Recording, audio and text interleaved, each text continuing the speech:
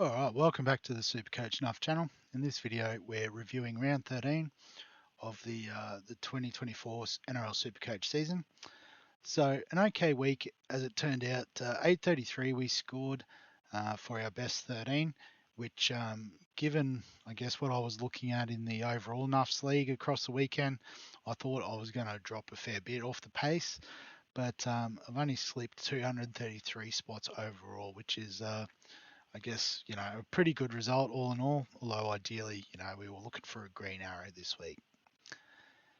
So if we have a look at the team, we didn't end up playing a hooker. We've held on to Lussick for a week, who is going to get chopped very shortly.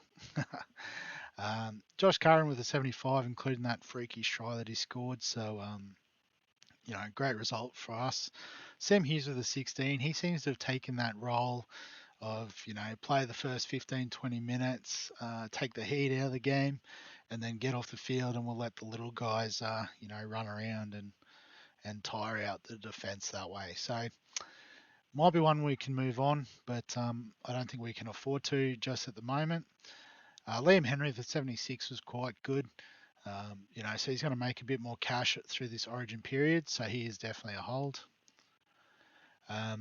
In the second row, we had Nickera with a 44, Smithies with a 40, so, a little bit underwhelming from those two, but, we'll fix them up in due course. Kai Pearce-Paul with the 64, he probably looked the best of the Newcastle Knights, in my opinion. Definitely the most threatening in attack, but you can't do it alone, unfortunately, and the Bulldogs' defence, to their credit, is doing really well this year. Max Plath with the 71 was our trade-in, so replacing Kickout, so they were really valuable points for us, particularly given some of the scores we have copped.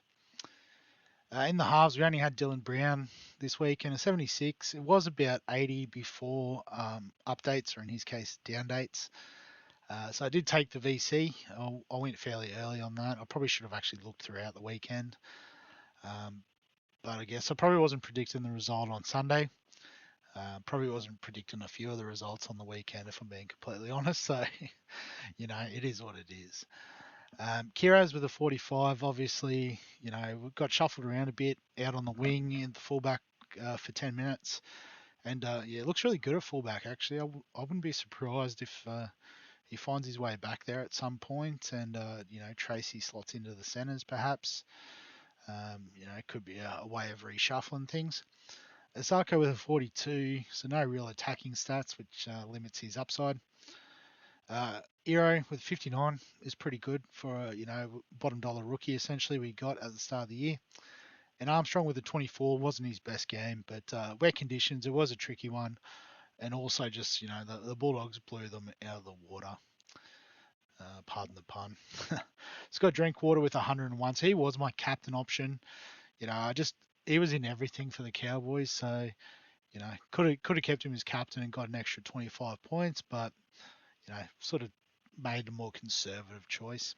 And Trey Fuller with a 40, maybe injured. I keep forgetting to follow up on that. So I'll have a bit of a look and see. Itchy ear.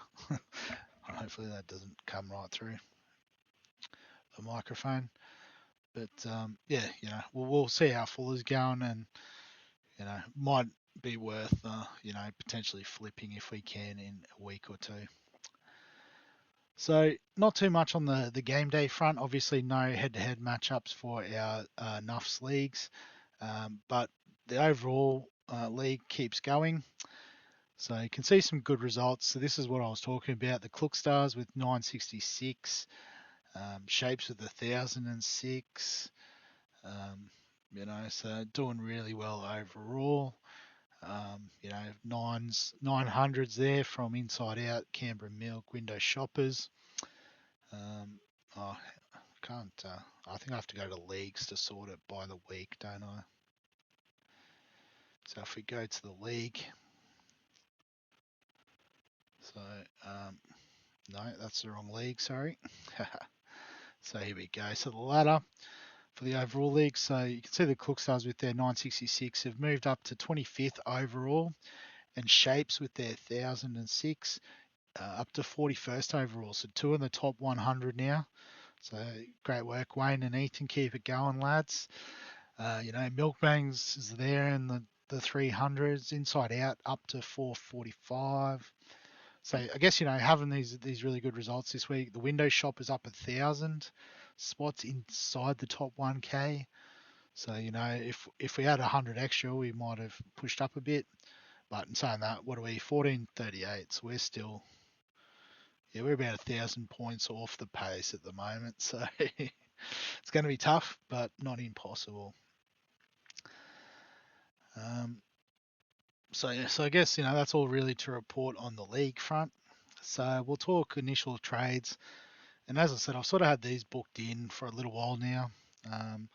The whole point of holding Lussick was we were going to bring in Coruscant this week, so save a trade there. Not bringing in Marshall King, who did score quite well.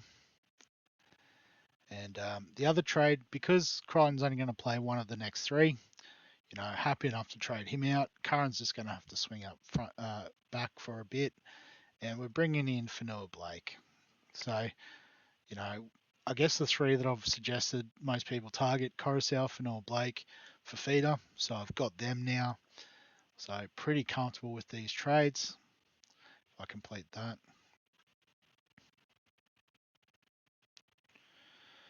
And so I guess, in terms of the team this week, we'll put Payne Haas on field, assuming he backs up. Harry Grant with reserve, because I think, Tigers play Friday night, so Coruscant, definite starter.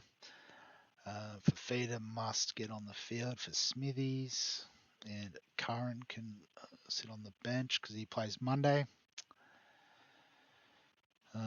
So I guess ideally, all our halves will play. There might be a question mark around Hines backing up from Origin with that calf, but I think we do need to look at Burton and Brown on the bench for the time being, although they might be in the captaincy shout.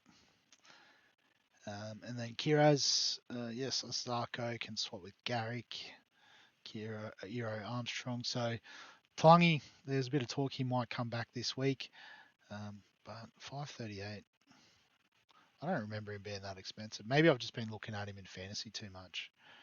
But he's a hold still with a negative 19.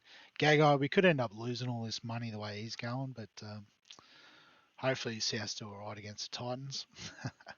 And Drinkwater is perfectly fine at the back for us this week. So vice captain. So Fafita is a vice captain option, playing the second game against Souths at Seabus Saturday afternoon. Looking fresh. And just 1 second, get that off my screen. Pop-ups not doing me. But then the captaincy. So Hines plays on the Saturday night against Brisbane, and there is a bit of a question mark. So, I guess the backup options are Brown and Burton are playing Monday afternoon at Accor Stadium. And what I'm thinking is I'm going to back the Dogs to win that one. So I'm going to back Burton with the captaincy. If, obviously if Fafita doesn't do what I think he'll do. Again, it could be a bit more of a conservative one this week, because as you can see, we've got 4 players on bye. So, plenty of captaincy loophole options this week. Like Winders Newcastle play on Sunday. So plenty of time to maybe, move Armstrong off the field and just pop it on a Sarko, things like that. So that's how the team's shaping up for this week.